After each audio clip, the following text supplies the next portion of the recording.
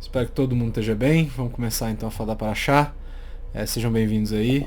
É, Então, graças a Deus, né? A gente esqueceu de comentar semana passada para variar, porque eu sempre esqueço disso. O Haron não estava aqui para me lembrar. O Haron costuma me lembrar, né Haron? De que quando acaba o livro pra gente falar os Hazakim. Mas eu esqueci, né? Então a gente vai começar um livro novo essa semana, Baruch Hashem, né? E o assunto dessa paraxá. Essa é uma daquelas parachutas que é meio difícil, né? A gente tem um processo meio complexo aqui, principalmente de leitura. Quem lê a paraxá viu que ela é bem maçante, ela é uma paraxá que faz a gente se perguntar, mas... principalmente o pessoal que frequenta aqui costuma saber que eu falo que a Torá não fica gastando palavra à toa, né? E por algum motivo hoje parece que ela gasta um monte de palavra à toa, né? Repete várias vezes a mesma frase, repete várias vezes informações e várias coisas são repetidas. Até informação que a gente já tinha visto repetidamente aparece de novo, né? E vai aparecer mais vezes ainda depois. Então, a gente tem um pouquinho de dificuldade com esse entendimento aí dessa situação, né? O grande assunto em si da Paraxá é o momento IBGE, né? Como o Abraão falou uma vez, né? Lá na sinagoga. Tem um censo que é feito aqui, e aí tem que... A Hashem pede para que Moshe conte todos os homens da tribo que estão acima dos 20 anos de idade e são capazes de usar armas, são capazes de ir pra guerra, no caso, né?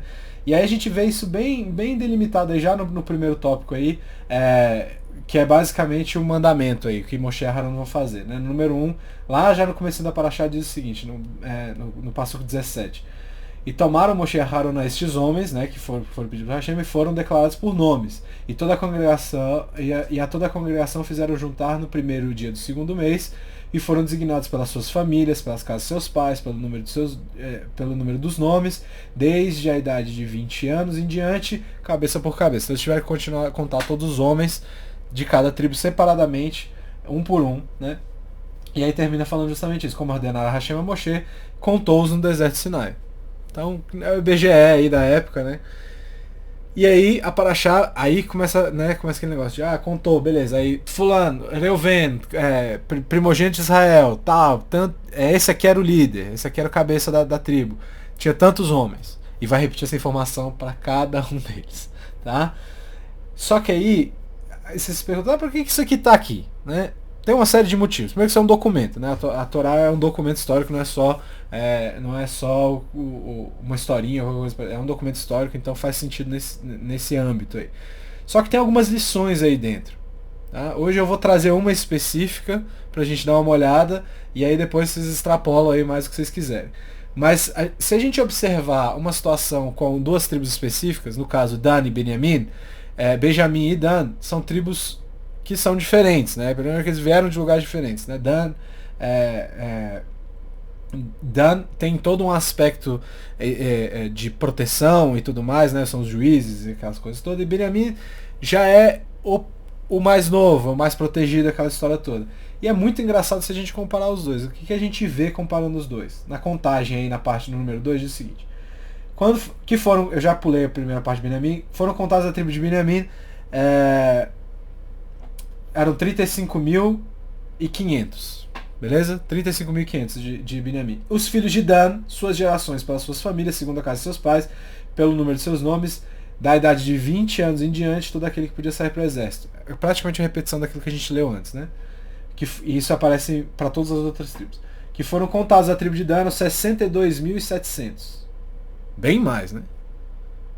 Só que aí tem uma coisa... Beleza, Dan tem uma família maior. Daí, o que tem? Grande coisa, né? Obviamente tem famílias que são maiores que as outras. Minha bisavó teve 18 filhos, né? Ou 17. Acho que foram 17. Mas minha bisavó pelo outro lado teve menos. Famílias que são maiores que as outras. Normal. O que tem? E daí? Né? A parte interessante é ver quando a gente volta lá para Yaakov. A gente teve um outro censo em determinado momento da história do povo. E aí essas coisas estão obviamente ligadas. Não gostaria de dizer obviamente, mas elas estão ligadas. São a mesma coisa, só que em proporções menores. Quando Yaakov foi para o Egito, teve um censo de novo, que vai contar 70 almas, né? Na verdade teve o primeiro censo, depois que vai vir esse aí, né? Você vai contar os tribos, aí os filhos de cada um das tribos e tudo mais do nosso último patriarca de Jacob, certo? Quantos filhos que a Torá diz que Benjamim teve? Vamos dar uma olhada. Número 3, Bereshit 46, 21. E os filhos de Benjamim eram Belar, Behar, Ashbel, Geará, Naaman, Eri, Rosh, Mupiun, belo nome, bíblico, quem quiser pode botar no filho. Rupim e Ard, né? Nomes bíblicos, quem quiser ideia de nome tem um monte. 10. Benjamim teve 10 filhos, tá? Esses são os filhos de Rachel, que nasceram a Yaakov, todas as almas 14, contando no caso aí Benjamim e Yosef, tá? E os filhos de Dan, e o filho de Dan era Hushim, tá errado, é Hushim, tá? Não é Hishim, é Hushim. Vocês perceberam a diferença? Um teve 10 filhos, e esses 10 filhos geraram 35... Cadê? 35.500. E um gerou 62.700. Ué. Se eu fosse pedir pra vocês apostarem quem ia ter mais filho no fim das contas, quem ia ter família maior no fim das contas, provavelmente todo mundo ia apostar em Benjamim, né? Mas Dan fica com a tribo maior. O normal seria a gente assumir que a tribo de Benjamim seria muito maior do que a de Dan, pelo menos 10 vezes maior. Mas de Hushim saíram pelo menos ou quase o dobro de pessoas, né? Foi quase o dobro de pessoas. Hashem tem uma coisa que... O que a Torá tá ensinando pra gente aqui? Ah, legal, e daí? Tá, né? E daí? Hashem basicamente tá explicando uma coisa aqui. Não tem estatística, não tem probabilidade. Esses números, pouco importa. O que tá acontecendo aqui não existe uma lógica nesse caso quando Hashem quer fazer uma bênção para alguém, né? Quando Hashem traz a brachá, ele pode dar muita coisa para poucas pessoas e pouca coisa para muitas pessoas. Isso pode acontecer. A vida não costuma ser do jeito que a gente acha, meio lógica. Tem coisas que são, mas tem outras coisas que não. Todo mundo aqui já deve ter se perguntado: por que é que fulano é tão ruim e tem tanta coisa? E aí alguns rabinos explicam isso de uma forma muito interessante. Falam assim, é porque já dá tudo que ele merece aqui para não encher o saco depois. Você já ganhou tudo que você merecia, beleza, não me peça mais nada, entendeu? Mundo vindouro pra você vai ser outra coisa, né? Hazal, nossos sábios, eles contam que Hushim, além de filho único, ele era deficiente, tá? Ele era surdo, o que aumenta mais ainda a brachá dele, tá? E isso é muito importante a gente lembrar, porque considerando o povo judeu, nós costumamos ser minoria, né? É muito normal isso pra gente, né? Se bobear, a gente tava falando da festa da embaixada, se bobear a gente era minoria mesmo na festa da embaixada, né? Então assim, existe esse processo. Então, só que o que Hashem promete? Promete que vocês vão ser incontáveis. Tá, mas a gente é bem contável agora, como é que a gente vai, né? Mas é porque cada hora, cada momento vai vir uma bênção diferente, tá? Pra gente, no fim das contas, confiando em Hashem, não é o número de agora, porque nada é impossível, efetivamente, tá? Então, além disso, a gente tem que observar certas coisas dentro da Parashá, né? A Parashá já começou ensinando pra gente com um negócio aqui muito simples, que não espera que as coisas vão ser óbvias. Não espera que só porque você fez isso, aquilo outro, você vai receber tudo que você... Não é só foi porque você teve 10 filhos que você vai ser a maior tribo. Não foi só porque você teve um filho que você vai ter a menor tribo. Vai depender do que você vai fazer daqui pra frente. Beleza, você teve só um filho. Mas meu filho é deficiente, não importa. Ele tá a fim de fazer a coisa certa. Certo? Então, beleza. O que a gente tem além desse senso aqui na Parashá? Eu vou tentar juntar as coisas no final, tá? A Parashá tem uma parte muito importante. Eu já fiz um estudo, agora eu já não lembro se está gravado ou não, mas eu já fiz um estudo na Assib uma vez, falando sobre o posicionamento das tribos na marcha do deserto, né? O posicionamento era muito específico. Para mim, uma das junções da Torá mais bonitas que existem, principalmente porque que é Yehudá no meio, cercado por Issachar e Zevulun, né? Aí tem toda uma explicação. Eu acho que vai ter, eu mando se tiver depois pessoal, se estava gravado, mas é muito interessante. Depois do censo a gente começa a ver essa parte da viagem, como eles iam viajar. Cada tribo tinha seu lugar e cada tribo tinha que andar naquele pedaço. Então formava basicamente um quadrado em volta do Mexicano ali no meio e as tribos andavam juntas, né? Como que eles iam viajar? Justamente isso que eu acabei de falar. No número 4 está lá. E Hashem falou a Moshe e a Haron dizendo: cada um sob seu estandarte, com as insígnias da casa de seus pais, acamparam os filhos de Israel de frente ao redor da tenda da reunião com Parão. Então cada um ficava num lugar.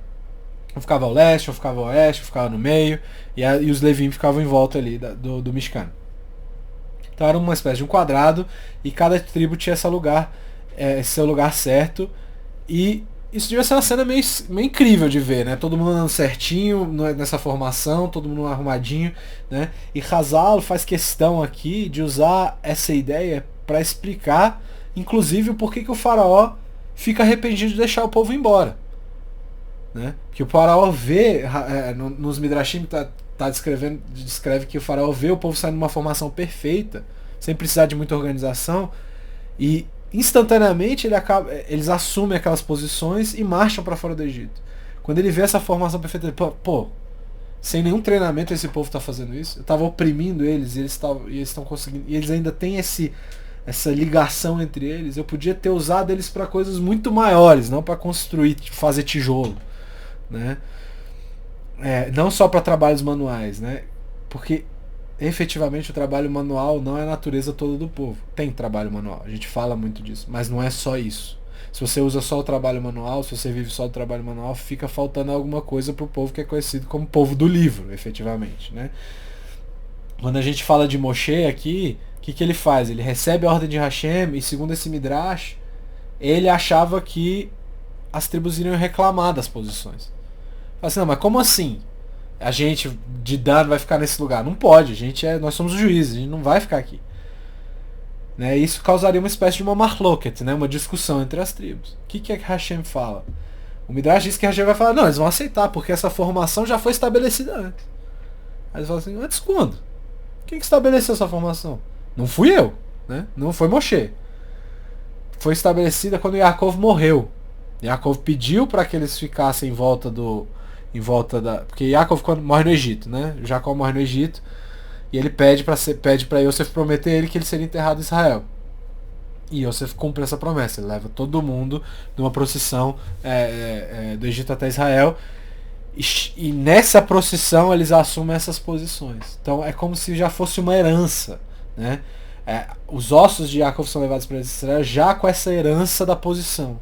Né? Ele estabeleceu as posições como último pedido. Eu quero que seja assim, assim, assim, assim, assim, assim, porque ele via toda a situação. Né? Foi uma espécie de última profecia de Yaakov, que ele viu toda essa situação que acontece com os filhos dele. Ele entendia bem os filhos dele, ele sabia quem que ocupava que posição. Beleza, os nossos sábios aí, a partir disso, vão perguntar o que isso tem a ver com essa história toda. Porque isso aconteceu há muito tempo, ninguém lembra disso. Né? A explicação aqui não é simples, mas dá para perceber a situação. Hashem está dizendo que quando as pessoas estão bem, o que acontece? A vida está tranquila, as pessoas que estão bem, elas tendem a ser educadas, elas tendem a aceitar qualquer coisa e falar assim, pô, pisei no seu pé, desculpa aí. Se a pessoa tá bem, ela fala, não, que isso, só sujou aqui um pouco, tá tranquilo. Agora, se a pessoa não tá bem, se as coisas não estão indo bem, qualquer coisa faz a gente perder a cabeça. Né? E aqui é uma situação muito complicada. A morte de Yaakov é uma situação complicada. Eles perderam o Gadolador, né, que a gente chama. Eles perderam o maior da época dele. Eles perderam o cara que sabia tudo. Eles perderam a liderança deles. Eles perderam tudo que tinha, basicamente. E ainda tinham que sair sem saber como é que eles iam voltar. A maior alma daquele tempo foi embora. O maior tzadik que guiava todo mundo foi embora. E agora? Né? Como é que a gente vai agir num momento trágico? Cada um no seu lugar, assumindo sua posição. Você fala, pô, como assim? É o famoso combinado que não sai caro, né? Quando é combinado não sai caro. Esse é o poder efetivamente do povo. Aqui, eu já falei isso algumas vezes e isso é uma coisa muito interessante. Dentro de uma nação ou dentro de um povo, existe esse processo que passa espiritualmente para frente. Se alguém aprende o negócio, se o povo em si aprende uma coisa, todo mundo meio que aprende junto. Quem nasce depois já vem com aquele negócio como se fosse um DNA de alma. O DNA da alma já passa junto. né? Nós costumamos ter características dos nossos pais, ou coisas contrárias, justamente pelo fato de ter essa coisa que é passada para frente, ou a mudança que é passada para frente. Yaakov ensinou isso para eles nesse momento. Cada um no seu lugar, cada um assumindo sua posição. Esse aqui é o poder do povo. Você tem que se manter calmo e educado, independentemente da sua ação. Ah, isso vai só pro povo? Óbvio que não, né? Mas a gente está aprendendo aqui na Torá, né? Por pior que seja, por mais difícil que seja a situação, a gente tem que se manter calmo e fazer o que tem, e continuar marchando, continuar fazendo o que tem que fazer. Isso a gente vai ver mais pra frente, né? Na hora que chega no mais pra frente, a gente já viu no caso, na abertura do mar, né? Nahshon ben Aminadav, que aparece na Paraxá, quase se afoga antes do mar abrir, porque ele tem que continuar marchando. Ele é o cara que lidera ali a tribo de Yehudá, então ele vai pra frente, né? E isso que o Hashem está falando, naquele momento a gente recebe uma mitzvah, uma mitzvah entre aspas, né? Que é agir corretamente, mesmo que seja um momento complicado. E essa é uma situação, essa moral, vamos dizer assim, associada a essa situação é muito importante. Porque a gente vê isso várias vezes durante a história. Eu odeio falar desse assunto, mas a gente vai falar, que é o Holocausto, né? No Holocausto, qual que era a grande ideia dos nazistas? Era transformar a gente em bicho. Dizer assim, não, eles passaram a lei dizendo que a gente não era humano, era sub-humano, então eles tratavam a gente que nem bicho e esperavam que a gente agisse que nem bicho, né? E aí, em um dos campos de concentração, né, eu não me lembro exatamente onde é que é, mas essa história acho que é contada, eu vou lembrar depois onde é quem foi que Rabino contou essa história, mas basicamente eles tinham uma lista nesse campo que dizia quem que ia ser levado para outro lugar a cada dia, e um senhor estava nessa lista. E ele falou pros amigos dele, então eu tô indo pra morrer, vocês ficam com as minhas coisas, né? Ele não comeu no dia, porque ele achava que ia morrer, então ele deu o pão dele pra um amigo dele, o pão que ele recebia, cada um recebia um pedaço de pão só. Ele deu sapatos pra outra pessoa, a calça extra que ele tinha pra outra pessoa, a roupa extra que ele tinha pra um terceiro e tudo mais. E ele foi levado. Quando ele volta, quando ele vai, ele percebe que era só pra fazer um trabalho, e aí ele volta. Ele volta vivo, um dos poucos que volta vivo, inclusive. Quando ele volta, ele já tinha dado tudo que ele tinha ali. Tudo que tinha pra ele sobreviver, ele já não tinha mais. A calça, os sapatos, essas coisas, ele consegue recuperar. Só que o pão é complicado. E o pão é um commodity muito importante. As pessoas precisavam, mais do que a calça e o sapato ali, eles precisavam comer. E ele achava que ele não ia conseguir comer, não ia conseguir pegar o pão dele de volta. E o amigo dele guardou o pão dele. Falou assim, não, toma seu pão de volta, que você precisa viver, você precisa comer esse pão. Quem que ia fazer isso? A partir do momento que você tem um negócio extra, você ia comer. Eu guardo o meu e como o dele. Mas não foi isso que aconteceu. Ele não esperava receber o pão de volta e recebeu. Essa é a história. Isso aqui, esse tipo de dignidade vem desse momento aqui. Da morte de Yaakov, que continua no Midbar, continua no deserto, com cada um assumindo as posições. Ah, mas o que isso tem a ver? Tem a ver. São momentos difíceis. As pessoas estão saindo. Lembra que tá todo mundo reclamando. Agora vão começar as reclamações, né? Vai todo mundo reclamar. Ah, porque a gente tá com saudade disso, porque a gente tá com saudade daquilo. Cara, calma.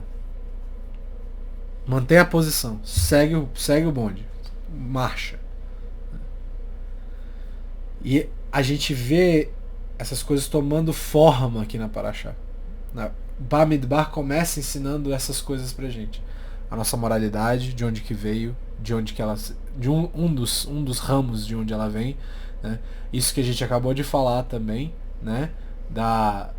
Das bênçãos que o povo vai receber, porque isso é um precursor das bênçãos também. O povo não precisa de nada no deserto. Ainda não aconteceu, né? O episódio dos espias. Mas a gente vai começar a ver essa situação toda, né? No capítulo seguinte da Paraxá, aparece o assunto que eu falei, que é repetido várias vezes na Torá, que é a morte de Nadav e Avihu. Ele é citado de novo, número 5. E morreram Nadav e Avihu diante de Hashem quando ofereceram fogo estranho. Então, cadê? Vayamet Nadav e Avihu Lifnei Hashem Bahakrivam Eshzará Lifnei Hashem. Então eles ofereceram fogo estranho para Deus, Bemidbar Sinai, né? No deserto Sinai. Uvanim lo Hayu. E não tiveram filhos. Ué. E também não tiveram filhos. O que quer dizer isso? Por que ele está falando agora? Aí depois vai falar que assumiu o lugar deles, né? Lazar e Tamar assumiram na presença do pai deles, Aharon. Tá, mas meio aleatório isso, né? A gente tá falando aqui, vai falar, parece relevante repetir essa história de que eles morreram oferecendo fogo estranho, porque eles estão falando que Lazar e Tamar tomaram a posição depois. Mas e se não tiveram filhos, é pra dizer que ninguém ia poder assumir no lugar deles, os filhos não poderiam assumir? Como assim, né? Isso não tinha aparecido antes, a gente não tinha essa informação antes. De onde que vem essa informação, né? Na verdade, qual é a utilidade dessa informação efetivamente, né? A gente sabe de algumas explicações para a morte dos filhos de Aharon. A gente inclusive discutiu essa situação, né? Eles morreram, por exemplo, porque eles beberam, eles entraram no Mishkan alcoolizados, né? Seria desrespeitoso se entrar no Mishkan bêbado. Então eles morreram por causa, teriam oferecido o fogo por causa disso. Tá. Ou, por exemplo, eu falei outra coisa também, que eles não ouviram Moshe e fizeram diferente daquilo que foi instruído. Acho que a gente citou isso da última vez também. Além do desrespeito a Moshe, a autoridade efetiva da época, eles não seguiram o que Hashem mandou, né? E agora a gente tem essa ideia de não ter filhos porque efetivamente isso é uma crítica. São duas críticas, não é uma só. A primeira crítica é ofereceram fogo estranho. A segunda é não tiveram filhos. Ué, o que tem a ver, né? Tem um comentário brilhante que diz o seguinte, que durante as nossas vidas a gente sempre pensa que a gente está agindo de forma respeitosa. Porque poucas pessoas são capazes de ver de forma plena as falhas que cada um comete, né? Todo mundo pensa que a gente tá agindo corretamente. Ninguém faz as coisas assim. Tem gente ruim que faz. Não, eu vou fazer isso aqui porque eu sou ruim. Tem, mas a gente costuma errar pensando que tá fazendo certo, né? Então, poucas pessoas têm essa capacidade de olhar e falar assim, cara, eu tô fazendo isso por causa da razão correta, eu tô fazendo isso porque eu acho que isso é certo, pronto, acabou, eu não tenho mais nada, não sei isso pra abarcar minha ideia, né? Só que aí eles falam assim, isso é claro até você ter filhos. Eu falei, você passa a coisa pra frente, espiritualmente também. Tem esse DNA espiritual, vamos dizer assim. Quando você vê os erros dos filhos, as pessoas acabam se questionando, peraí, de onde que ele aprendeu isso aqui? Com que ele aprendeu essa palavra horrorosa? Às vezes foi de você, né? De onde que essa criança aprendeu a fazer isso? Às vezes ela viu os pais fazendo. É aquela velha história de o pai não come salada, mas quer que o filho coma. Como é que faz, né? Então, muitas vezes, o comportamento das crianças é um reflexo direto de quem são os pais. Provavelmente alguém já percebeu isso aqui, né? Então, outra ideia aqui é que esse teria sido o grande erro de Nadav e Avihu. Eles não respeitavam Moshe e Aharon e o Mishkan da forma correta. Por que eles não percebiam isso? Porque eles não tinham filhos. Porque se eles tivessem tido filhos, talvez eles fossem capazes de ver a falta de respeito que eles tinham. Porque seria um reflexo de novo. E aí o que a Torá está fazendo? Ela está trazendo essa raiz da falta de respeito. O Rav Wolbe diz o quê? Que os filhos, no fim das contas, são a melhor forma de desenvolver as nossas midotas, as nossas características. Porque eles são esse reflexo do que nós somos. E aí certas coisas ficam evidentes para nós. Às vezes seu filho é mais afrontoso com você porque você é também com as outras pessoas. E ele vê você fazendo isso. Tem uma coisa, foi brilhante assim, um amigo, eu não vou dizer quem é, mas um amigo comentou isso assim, de que ele tá conseguindo influenciar. Ele não pede para os filhos fazerem as coisas, mas os filhos veem ele fazendo e querem fazer também, né? Com a reza, por exemplo, né? Ele falou que os dois filhos agem um pouco diferente, mas pedem para ir para a sinagoga, né? Às vezes um pede, outro não, mas ele sempre leva quem está pedindo. Ele nunca fala vamos, né? Mas aí tá rezando, faz, o filho nem pergunta o que ele está fazendo, só quer fazer igual. Às vezes depois pergunta, aí ele explica, mas quer fazer igual, quer estar lá do lado, fazendo amidá. Não sabe o que está fazendo, mas está fazendo. E isso a gente vê em outro lugar da Torá também. Que tem que trazer os filhos. No Talmud fala que na leitura do Mishneh Torah, no caso de Devarim, que era feita todo ano, você tinha que levar as crianças. Por quê? Mesmo que eles não entendam nada, sejam de cola ainda, eles têm que ir para ouvir a Torá. Eles têm que ir para saber o que está acontecendo. Depois eles vão te perguntar. Mesma coisa de Pêssar. Chega Pêssar, o que a gente faz? Pergunta. Né? Os filhos perguntam, um monte de coisa. Né? Então isso acaba ficando evidente. As nossas coisas que nós temos que mudar ficam mais evidentes quando a gente tem filhos. O que a gente faz ou deixa de fazer fica mais evidente. Quando você quer ir para a sinagoga, quando você quer rezar, quando você está estudando Torá, o seu filho vai ficar lá, pô, o que é isso aí? Né? Óbvio que não tem, né, não adianta nada. Quero ser o Talmud Chacham, quero estudar, quero ser um sábio de Torá. Sim, começa do começo. Vamos aprender a ler primeiro, aquela velha história, né? Aprende a ler primeiro, aí você estuda junto, né? Então, pro Rav Wolbe, que é um dos grandes mestres de Mussar, o melhor jeito de você mudar é você observar isso. E, né, eu costumo dizer aqui, se observar é muito complexo. Você ser justo consigo mesmo é muito difícil. Ou às vezes a gente tem pena da gente, ou às vezes a gente é muito exagerado, né? A gente se vê muito mal. O filho não tem isso, porque você quer ver ele da melhor forma possível, mas você entende que aquilo ali não é natural dele, que talvez você tenha passado para frente. E a Torá vai fazer o que? Ela vai seguir falando sobre o serviço das tribos de Levi. Né? Mais para frente vai continuar falando. Vai falar, fez aquele censo todo e vai falar, beleza. E agora os sacerdotes vão fazer isso e os demais Levim, que não são Kohanim, vão fazer outra coisa. Os Levim tratam literalmente, principalmente do transporte do Mishkan. E o que é o Mishkan? Eu sempre faço questão de fazer essa pergunta, por mais que eu já tenha respondido ela 20 vezes. O Mishkan é basicamente o templo, só que ele é móvel. Então você tinha que arrumar as coisas. Na hora que aquela coluna de nuvem saía do lugar, era a hora do povo levantar e sair também. E os Levim receberam o privilégio de quê? Levantar o Mishkan e carregar esse Mishkan durante 40 anos que o povo ficou no deserto. O problema é que o Mishkan era composto por várias coisas. Era o Shulchan, a mesa, no caso, né, a menorá, os altares, o Aron HaKodesh, né, onde ficavam as tábuas da lei. E aí tem um Midrash que contam que isso gerou uma briga grande dentro da tribo. Porque todo mundo queria carregar esses itens. As pessoas não queriam carregar, sei lá, a coluna. Eles queriam carregar o Aron. Né?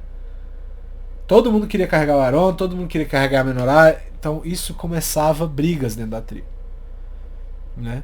Ainda tinha um certo respeito, mas ainda assim tinha brigas. Principalmente com quem carregaria as tábuas, efetivamente, que é o Aron HaKodesh. Né?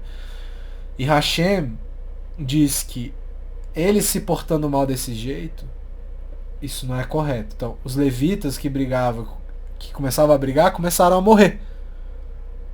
Por esse motivo, segundo esse Midrash, a tribo de Levi é a menor até hoje.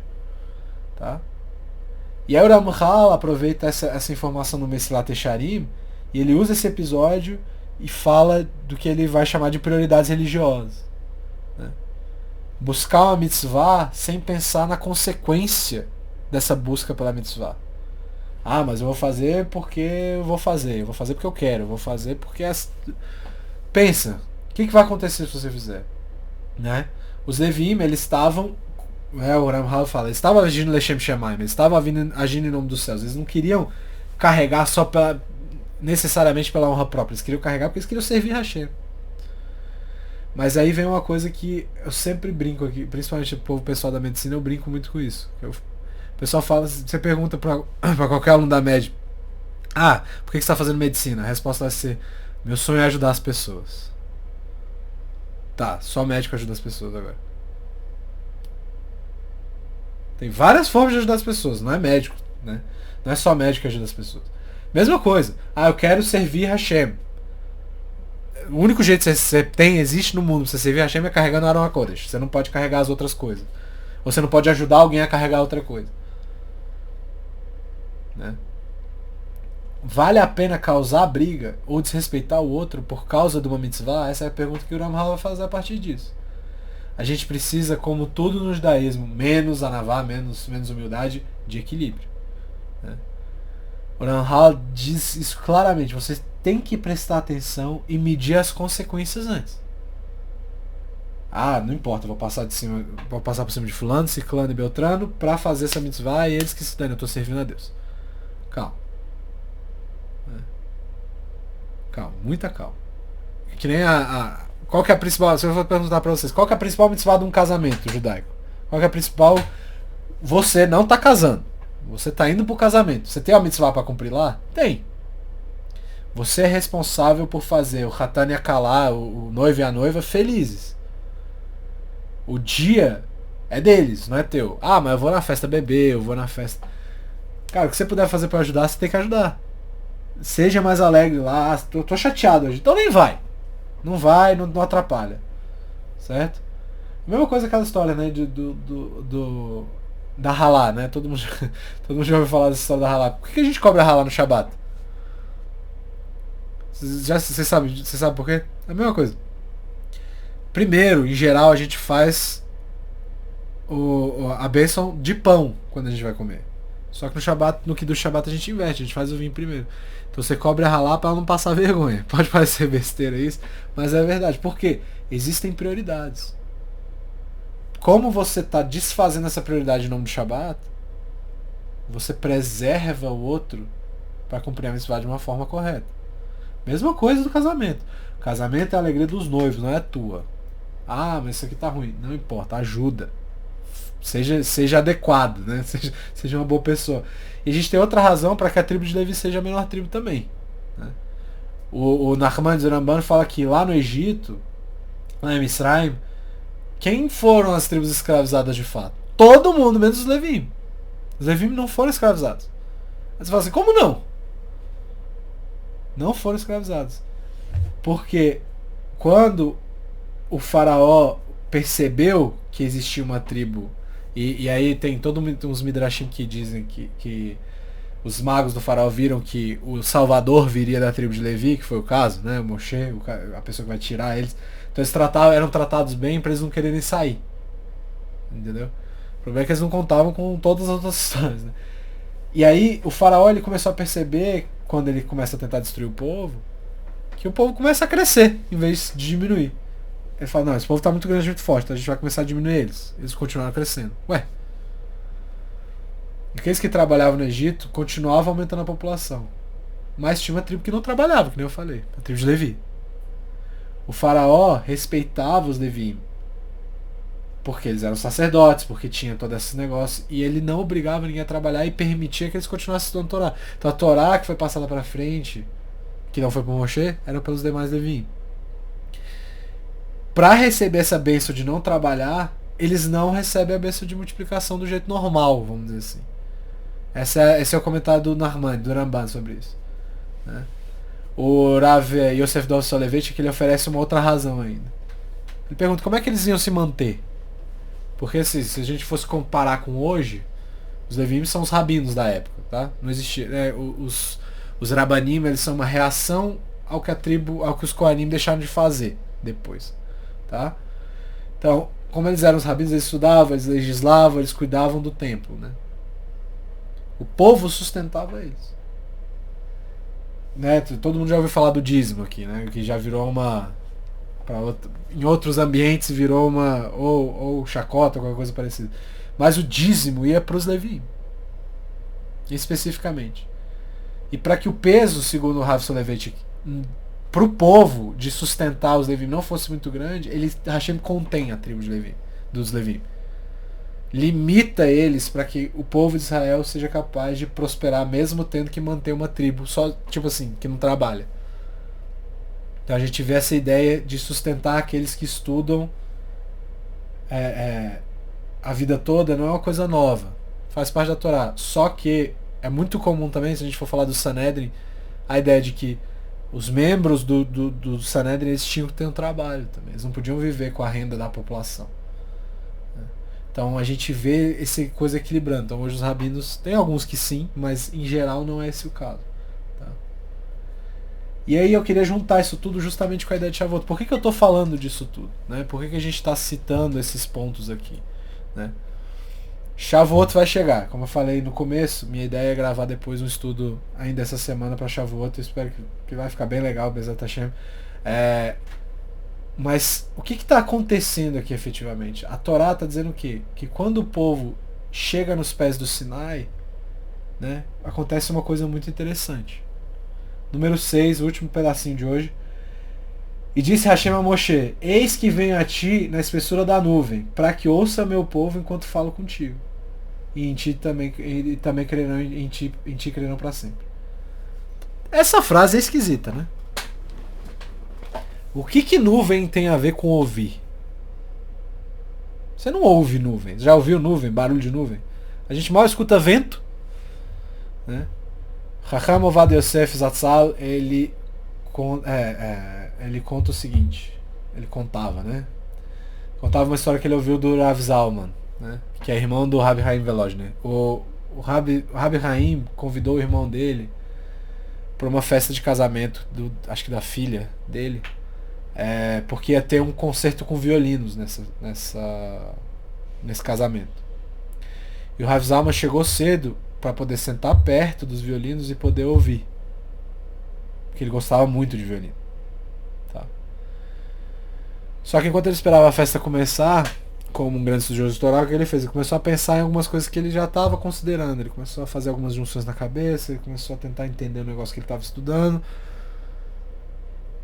Foi indo, aqueles negócios de hiperconcentração, estava pensando, virou um processo meditativo, segundo o Chacham Ovadia Yosef. E o que acontece? O pessoal começa a levantar, o Rav Zalman acorda, né? E chega pro irmão dele e fala assim: ué, não vai ter os violinos? Aí o irmão dele fala: você tá de brincadeira. Os violinos já tocaram do teu lado e você não ouviu? Você tava pensando em outra coisa, você tava com a cabeça em outro lugar. Aí ele pensou: realmente, eu tava pensando no que eu tava estudando antes.